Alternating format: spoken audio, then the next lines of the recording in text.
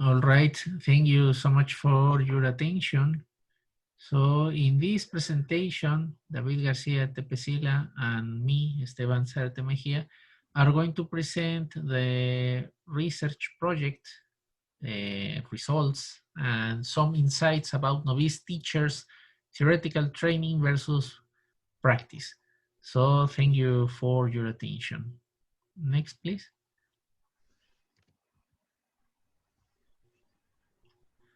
First of all, we have to bear in mind that as SCON states, the professional instruction of a teacher is not solely theoretical, but also involves a certain amount of practical work as well. And here, I would like to emphasize that when novice teachers are faced with reality, most of the time have a struggling period. That means that every aspect of the theory, the theoretical information they receive, is not really transferable to a practical situation. And what could be a possible reason of this, we may say, this unfortunate situation for novice teachers? Well, according to what we are going to start presenting, is that it may be happen because not many teacher education programs dedicate a great amount of hours, or we may say an emphasis on providing novice teachers with practice, but practice of quality. We will see that in a moment. Next, please.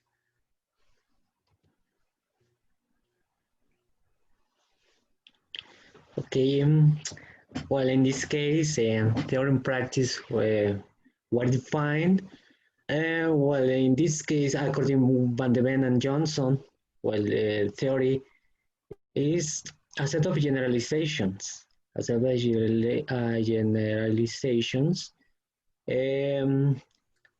or set of rules on how to do an art or science. And practice is the application of these rules or generalizations into practice. Okay, but okay, this is important to define because as teacher Esteban said, most students, when they are starting to teach, they have to face with several problems. Most of the time, they don't have the knowledge or the ability to control some problems or to deal with these problems. Okay. And definitely, as Professor David says, when novice teachers don't have those skills developed, is when they may rely on prior learning experience. Later, we will see with the results curiosity. In this case, prior learning experience may not only advocate to theoretical knowledge, but also how those novice teachers perceive their teachers, their styles, their strategies, and also how those issues may be applied by novice teachers into their practice. Is that okay, Professor David? Yes, exactly. Then it's what apprenticeship of observation. In this case, we have two, informal and informal. Informal, in this case, is when students observe their teachers, and then they decide, sorry, if these teachers are considered of as a good or role models. Okay, so and they, okay, a student can say okay, I'm gonna take these some strategies of this teacher because I like the way he teaches or she teaches. But on the other hand, this student can say, okay, this teacher is so boring, so I'm not gonna take the strategies. So this is informal apprenticeship of observation. So this is important because they sometimes can implement these strategies in their own teaching practice, and they create their own identity. Okay, And we can say. here, exactly with that problem of identity, I mean a problem not in a bad sense, but how we, as trainers of novice teachers, may take these issues into consideration. First of all, we need to reflect on how novice teachers have their own preconceptions and expectations of, well, this is a good teacher, so I want to be also a good teacher. Secondly, what are some of the techniques or strategies that I consider were effective for myself to learn? So I'm going to apply those when I'm starting teaching. And also, how to avoid bad experiences.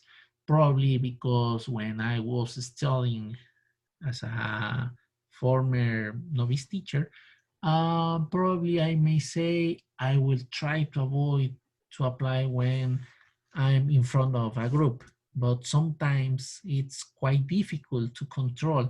And here is when emotional regulation, stress are real impact.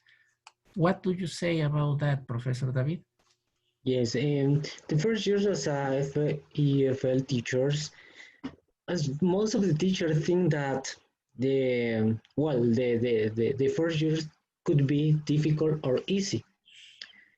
Okay, because they have a positive image about what the teaching is, so they think the teaching is gonna be easy. But as I said before, they have to face with several problems.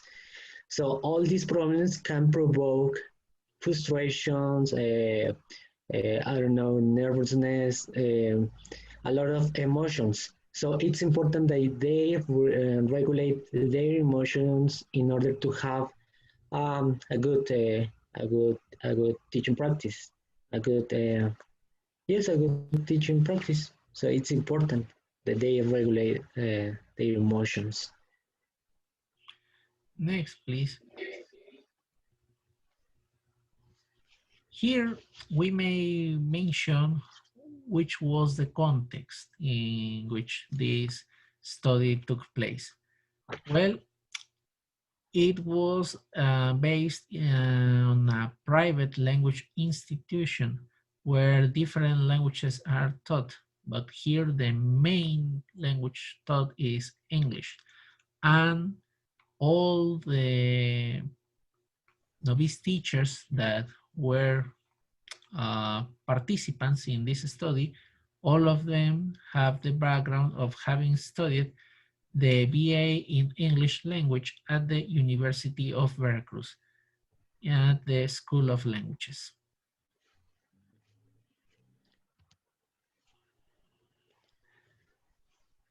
Now, Okay, mhm, we concerning the methodology, it was used a qualitative research. Why? Because we wanted to know the perceptions of these students, of these novice teachers. And so the perceptions cannot be quantified. That's the reason that we use qualitative research. Um, and we use a case study because it's a term that explores an individual group or phenomenon or group of people. Okay, and so in this, additionally, in this case study, we may have taken into consideration the time devoted for developing this study, which was around 6 months. So it's not a longitudinal study that may last for years. So case study Yes. was the most suitable research design. Yes. Okay, the methods they were used were semi-structured interviews and structured observations. Uh, why? Because in this case, with the interviews, we wanted to know how to acquire the enough information about this specific phenomenon, and also observations. Why? Because to know of the answers or to clarify, to yes, to observe the participants in a real situation, in the Uh, real setting. exactly. And also here we may reflect, we have a wider insight of what was the probable reason why our participants may have given a specific answer and how they may reflect those answers into action. That was also another reason why we selected to use unstructured observations as well. The next, please. So here we divided the results into two parts, the theory and the other part is the practice. So let's start with the theory. Here we may find four different aspects. We may say four different insights that the analysis of the results may give us. The first one is that our interviewees revealed that they consider they have a sufficient or complete theoretical knowledge. So according to Griezmann, said that it was not in all the courses, but in general, they were good. They had good theory. They had good theories for us to learn a little more about teaching. So here we may speculate that the different programs devoted to teaching English, specifically didactics and all those issues, are, according to interviews, good enough knowledge of theory. And also, they declare in the voice of Morgan that the programs were complete and they have clear objectives. So they don't discuss about the, we may say, the solid background knowledge the programs may offer for students in the sense of how to teach different skills, what are the fundamental aspects of methods and theories for L2 and L1 teaching, acquiring languages, and also how they may develop their lesson plans and the theoretical backgrounds on developing those lessons plans. Also, in contrast, we may say that some of interviewees declare that there is a lack of preparation to be a teacher. So according to Messi, said that I think some things were missing because they teach you the language perfectly, but they don't prepare you to be a teacher. And here is how the outstanding reflection may emerge. So the programs devote a excessive number of hours, we may say excessive, sufficient number of hours to to consolidate theoretical knowledge, but they lack a balance between much exposure to theory, but also they need the practice side.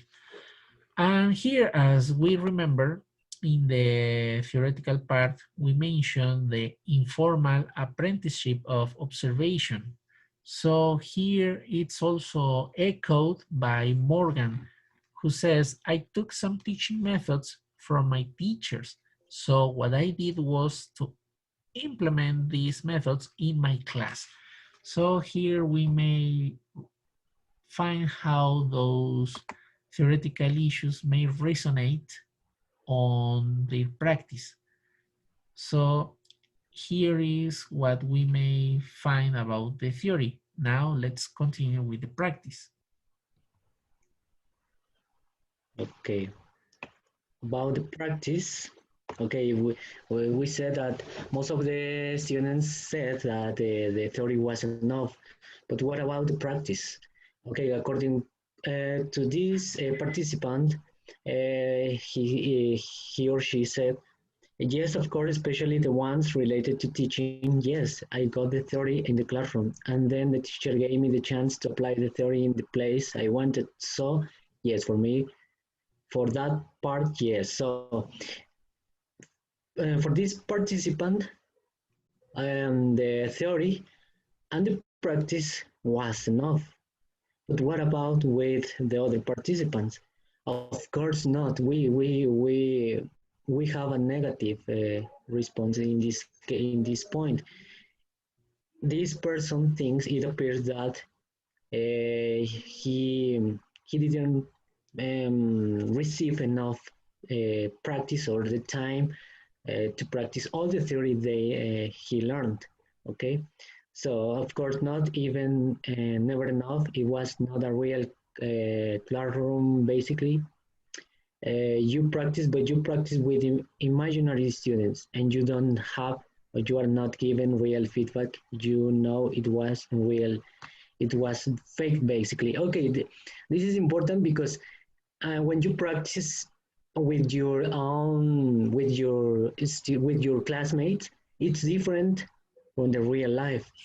In real life, in real teaching practice, you can have problems and when you practicing with your student with your classmates, sorry, um, you can make mistakes but in a real situation in professional life, you cannot uh, you cannot have the or make mistakes, you know. Yes, Okay. because you as a novice teacher may feel quite embarrassed or also may find difficult to to face that uncomfortable situation, right? Yes, this echoes to Mosito 2017 said students didn't use some of the theory that they have learned because in reality the situation is completely different. So it supports this idea. And finally, we have this person that's said, I think if we practice more, it would be a little bit tedious for us. It attracted my attention because for this person, uh, uh, practice, a lot of practice could be tedious or boring for this person. So it attracts my attention because in one hand we have that students need practice, but this person said that a lot of practice it could be tedious or boring.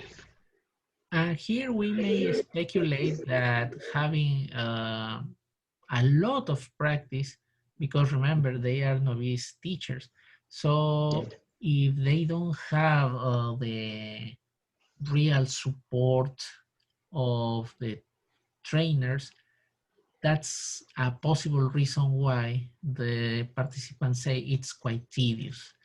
So this is another important aspect to consider. The next, please.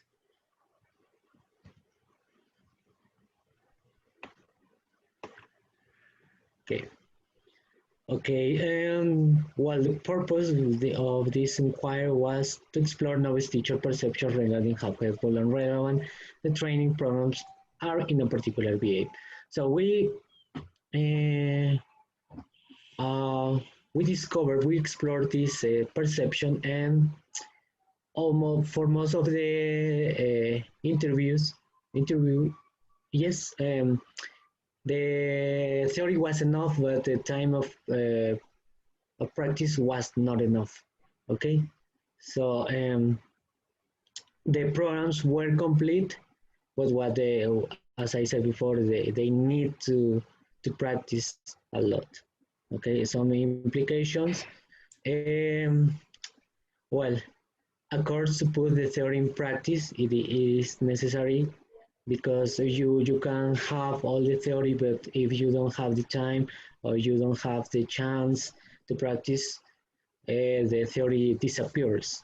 Okay, And here is exactly what we also may have discussed along this presentation. And that leads to the second point. Teaching preparation programs should be developed in the VA so that more exposure, more opportunities for novice teachers have in order to feel confident when they go to a real practice situation. So the micro teaching events that they have inside the classroom are not really enough for them. So that's why they also claim that they need mentoring program in which they feel supported by the mentor so that they receive immediate feedback and also may correct some issues that they consider are struggling with at the moment of teaching in a real situation. Some of the limitations are that there were not enough participants, no, at least 5 participants. However, we may say that due to they also were students from the BA, although it's not generalizable, we may argue that this situation is also quite repetitive within this population. So that's why we, as part of the university, may have started taking some actions to do an improvement.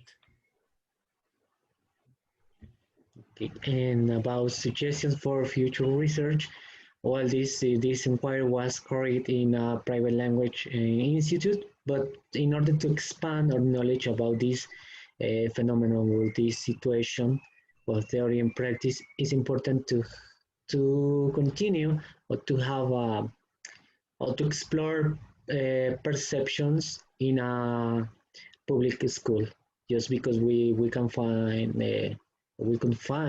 different perceptions from the private language institute. Okay.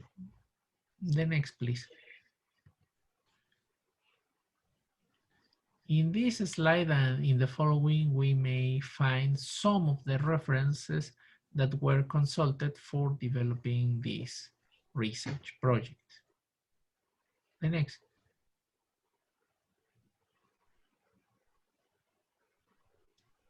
And finally, we are pleasure for having your attention. So we may hope that everything is accepted for you. Thank you so much for your Thank you so attention. much. Thank you.